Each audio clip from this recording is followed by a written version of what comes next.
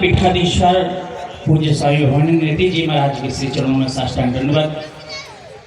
हमारे योगी जी महाराज परम मित्र है, काफ़ी समय से उनसे परिचय है और आप के इस नगर में हमारे साथ काशी से पधारे महंत सर्वेश्वर शरण जी महाराज, महंत श्रवणदास जी महाराज, महंत ईश्वरदास जी महाराज, महंत सियारामदास जी महाराज, विजय रामदास जी महाराज, ये सभी पूज्य संत महंत आपके इस नगर में आए हुए हैं।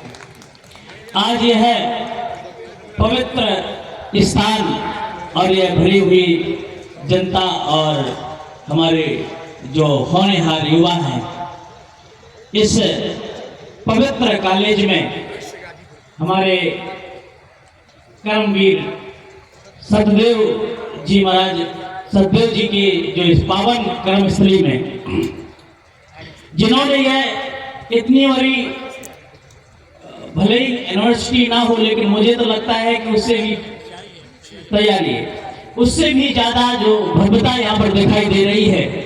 और यह भारत भूमि है, भारत भूमि में शिक्षा का जो केंद्र रहा वो देश विदेश में बहुत बाद में आया है।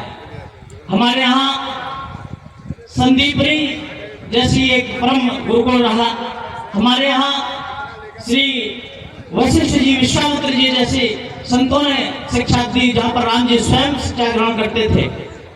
जब देश हमारे यहाँ भारत में शिक्षा का इतना प्रचलन था, तब विदेशों में कहीं भी किसी चीज का शिक्षा का देखने नहीं मिलता था।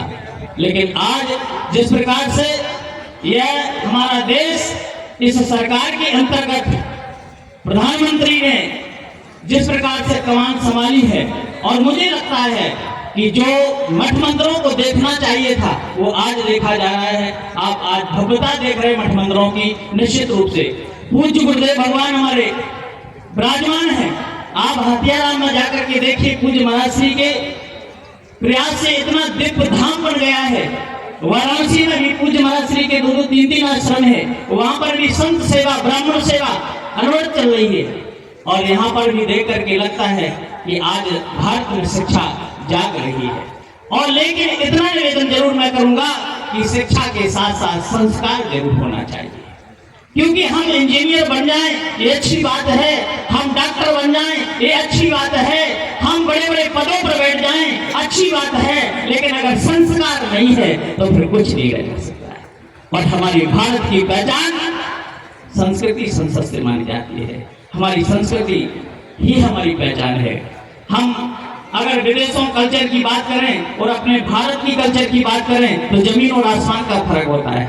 हमारे यहाँ बड़े बड़े मंच सजाए जाते हैं जिसमें रामलीलाएं होती हैं। उन रामलीलाओं को देखने के लिए हम आगे प्राय करके बैठने की कोशिश करते हैं जिससे कि हम अच्छा देख सके। लेकिन वही पाश्चात्य कल्चर, पाश्चात्य संस्कृति जिसको हम टाकीज कहते हैं, जिसको हम सिनेमा घर कहते हैं, उसमें बालकनी होती है, सबसे पीछे होती है, रेट हाई होता है। हमको प्राप्त क्या हुआ, यानी हमारी भारतीय संस्कृति हमको आगे की ओर ले जाती है और पाश्चात्य संस्कृति पीछे की ओर ले जाती है। हमारे यहाँ जब लीलाएं होती हैं, बड़े बड़े हेलोजन जलाए जाते हैं, लेकिन जब पिक्चर चालू होती है तो ताकीज में 0 बल्ब भी बंद कर दिया जाता है।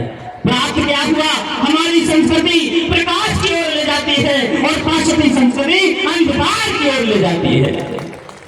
इसलिए हम अपनी संस्कृति को संजोए रखें, अपने सनातन धर्म को संजोए रखें, अपनी जो संस्कृति है, जो हमारा संस्कार है, जो हमारे माता पिता का सम्मान है, माता पिता का कैसे सम्मान हम जिंदा रख पाएंगे। जैसे राम जी ने किया, क्या किया, बोले प्रातः काल उठ के रघुनाथा और माता पिता गुरु ना महिमा था।